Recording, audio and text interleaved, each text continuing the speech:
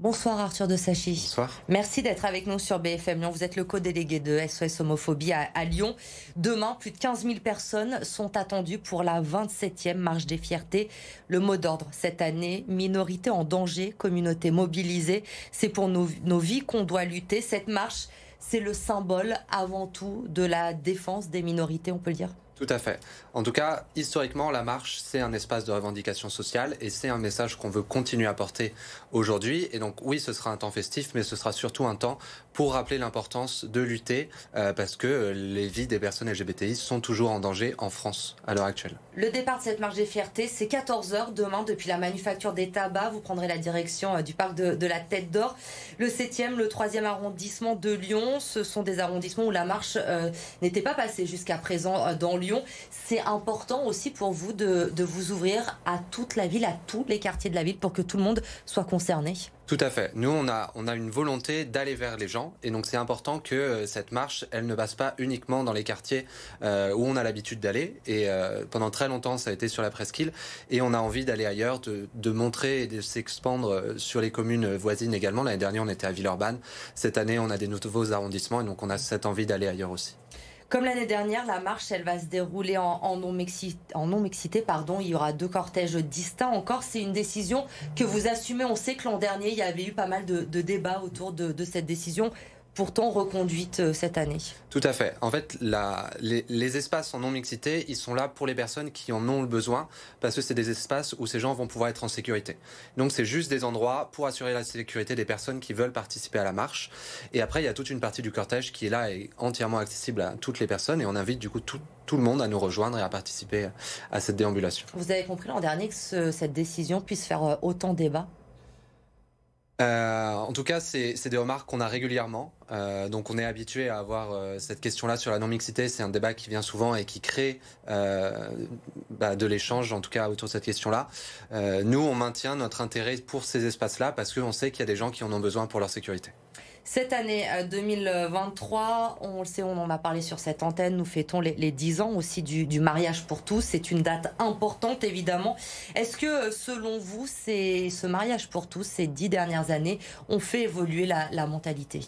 Ça a forcément participé à faire évoluer les mentalités dans un sens positif parce que ça a permis d'offrir un espace à la fois législatif mais à la fois aussi médiatique et social pour les couples de même sexe. Et donc forcément, en visibilisant les gens et les personnes LGBTI, ça fait changer les mentalités parce que ça normalise aussi ces couples-là comme ils sont normaux. De voir des personnes qui, il y a 10 ans, se battaient, étaient dans la rue contre ce mariage pour tous, qui reviennent aujourd'hui sur leur position. C'est une victoire, j'imagine, aussi pour vous. Voilà, tout à fait. Nous, notre intérêt, il est de faire évoluer les mentalités. Et donc, tous les gens qui, aujourd'hui, assument le fait qu'ils se soient trompés il y a 10 ans, c'est forcément une victoire pour nous et on en est ravis à chaque fois.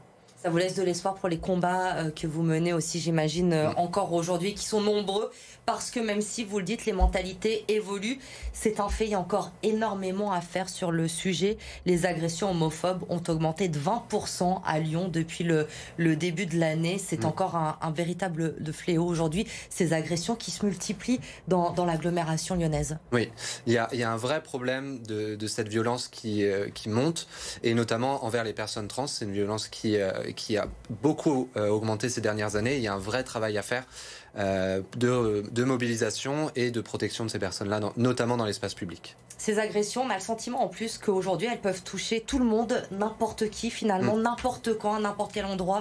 Et aussi sur les réseaux sociaux, évidemment, il y a ce phénomène qui se développe, mais même en ville, personne n'est épargné aujourd'hui. Voilà, tout à fait. Et d'ailleurs, c'est aussi pour ça que la loi prévoit que les actes LGBTI-phobes sont basés sur le caractère réel ou supposé. C'est-à-dire qu'on peut être victime d'une attaque homophobe, même sans être homosexuel. Donc il y a un vrai danger, et c'est la grande particularité des LGBTI-phobies, c'est que ça peut toucher tout le monde, et surtout ça touche tout le temps et dans tous les espaces, vous l'avez dit, sur Internet, mais aussi dans la famille, au travail, dans le milieu scolaire. Ce qui ressort des gens qui nous contactent, c'est qu'il n'y a pas d'espace dans lequel on peut être toujours en sécurité. Que vous dit justement les gens qui vous contactent? On sait, SOS Homophobie, il y a une ligne qui est ouverte, on peut vous appeler, c'est anonyme. Vous constatez cette augmentation des agressions. Que vous disent les personnes qui vous appellent aujourd'hui? On a deux cas de figure, soit c'est des personnes qui nous appellent parce qu'elles sont en questionnement sur leur vie, soit c'est des personnes qui nous appellent parce qu'elles ont rencontré des difficultés et qui ont donc besoin d'un accompagnement soit psychologique, soit juridique. On a un service juridique qui peut accompagner les personnes aussi. Et donc en fait les gens nous contactent parce que justement elles sont en difficulté, soit elles ont vécu une agression, soit elles se questionnent sur leur identité. Les personnes agressées ont encore du mal aujourd'hui justement à aller porter plainte, à dénoncer ces agressions? Il y a une grande difficulté à aller vers la police parce qu'on sait que c'est pas toujours un espace dans lequel on peut être entendu. Il y a aussi beaucoup de difficultés à faire reconnaître le caractère aggravant des agressions quand elles sont envers les personnes LGBTI. Et donc il y a un travail à faire de la part des associations et des pouvoirs publics pour accompagner les personnes vers le dépôt de plainte et dans l'accompagnement de la procédure juridique derrière. Des agressions sur des personnes, mais pas seulement, sur des symboles aussi. Il y a quelques semaines, une exposition sur les luttes LGBT à Lyon a été vandalisée. Elle était installée sur les grilles du parc Champvert. Il y a eu des drapeaux arc-en-ciel aussi mis sur la mairie du 3e arrondissement dans le cadre du mois des fiertés qui ont été arrachés. Comment vous réagissez, vous, à ces événements, à ces agressions ? Nous, on est toujours scandalisés et choqués quand ces symboles ils sont attaqués parce que c'est certes pas une attaque physique envers les personnes, mais ça reste une attaque qui touche nos symboles, qui touche nos personnalités et nos revendications.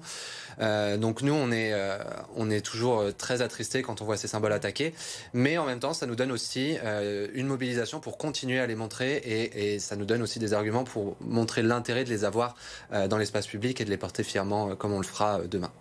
Aujourd'hui, comment vous expliquez tout cela? C'est un manque de moyens pour faire de la prévention, de la sensibilisation. Comment on explique qu'en 2023, nous sommes encore dans ces situations, qu'il y ait autant d'actes homophobes en France?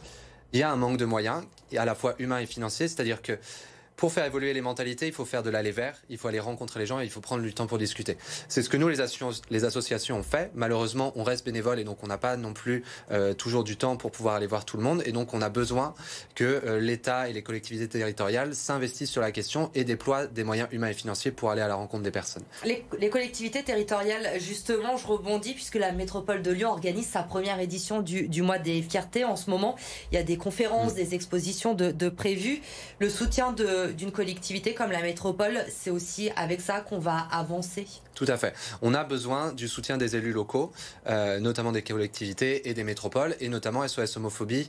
Avec d'autres associations, on a signé une convention de lutte contre la LGBTI-phobie avec la métropole, la préfecture, notamment avec un plan d'action pour aller former les personnes qui accueillent du public pour justement lutter contre ces actions-là. Et donc oui, on a besoin du soutien de la métropole, de l'ensemble des mairies, sur l'ensemble du territoire évidemment aussi. La maison de la fierté qui est inaugurée aujourd'hui justement à Lyon, c'est aussi quelque chose d'important, j'imagine. Tout à fait, on est ravis, c'est un symbole en plus et donc on est ravis qu'il soit inauguré aujourd'hui également. Et donc demain, rendez-vous pour cette marche des fiertés. Un message peut-être pour les Lyonnais qui nous regardent pour leur demander de venir vous rejoindre. Demain, vous leur diriez quoi, pardon ? Je leur dirais de venir. Ça va être l'occasion à la fois de rencontrer les associations, de rencontrer les personnes. Ça va être un temps extrêmement festif. C'est vraiment le meilleur moyen d'aller à la rencontre de l'ensemble des personnes LGBTI et de nos alliés. Et donc, on a besoin d'un maximum de monde demain. Et c'est à partir de 14h le départ depuis la manufacture des tabacs. Merci Arthur de Stachy d'avoir été notre invité ce soir sur le plateau de BFM Lyon.